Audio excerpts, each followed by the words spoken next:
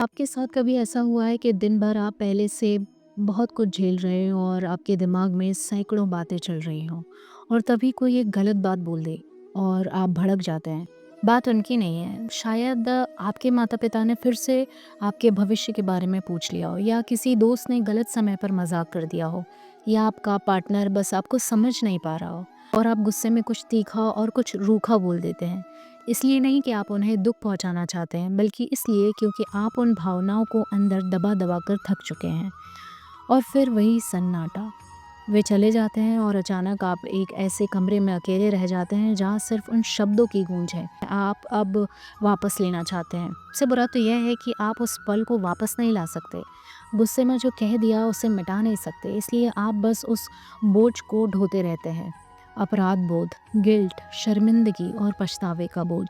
सच तो यह है कि जब आप दुखी होते हैं तो आप गुस्से में जवाब देते हैं, तो आप दर्द को ख़त्म नहीं कर रहे होते हैं, आप बस उसे आगे बढ़ा रहे होते हैं। उस इंसान पर डाल रहे होते हैं जिससे आप प्यार करते हैं, और अब दोनों दिल दुख रहे हैं, आपका भी और उनका भी। लेकिन यहाँ श्री कृष्ण हमें कुछ याद दिलाते हैं। यह बात सिर्फ गुस्सा करने की नहीं है, यह बात उस पल में खुद को खो देने की है।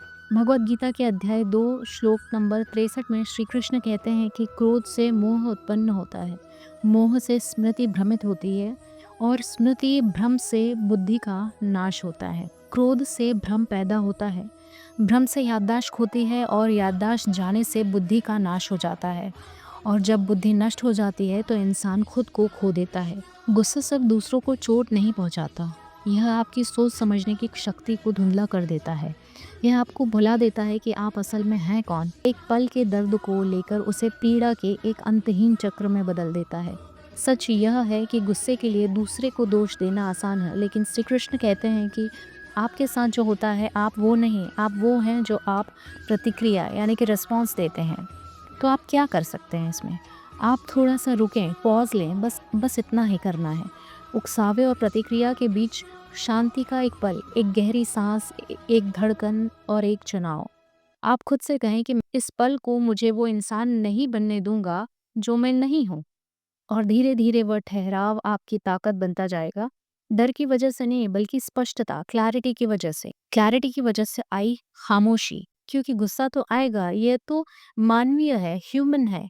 लेकिन आप गुस्से के साथ क्या करते हैं, वही द्वैत, वही देवत्व यानी कि डिवाइन की शुरुआत होती है। जब आप खुद को उस पल में सँभालना शुरू कर देंगे, जब आपके शब्द घायल अहंकार से नहीं बल्कि स्थिर शांति से निकलेंगे, तो आप कुछ बहुत सुंदर महसूस करेंगे।